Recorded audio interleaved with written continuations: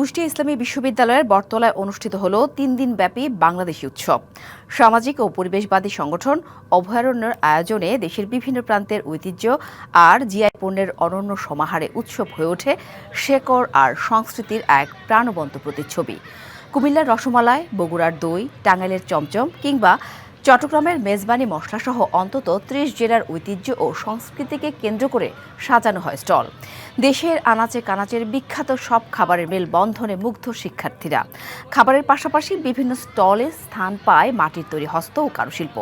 বিভিন্ন স্টলে মিলছে বাহারি নকশার হাতের বালা, গলার হার ও কানের দুল।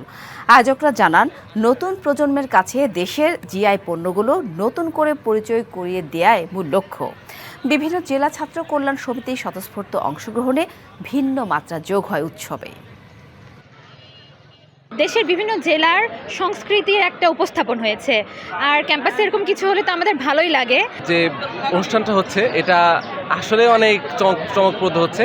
এই স্বল্প পরিসরের মাধ্যমে যে আমরা বিভিন্ন জেলাকে খুব সহজে জেনে যাচ্ছি, এই জন্য আমি খুবই আনন্দিত। বাংলাদেশে সবাই এক হলেও বিভিন্ন সংস্কৃতি আছে, সেটা আমরা জানি না। বিভিন্ন জেলার যে ঐতিহ্য, জিআই পণ্য, ঐতিহ্যবাহী খাবার, কাপড়, সেগুলো সবার কাছে তুলে ধরা।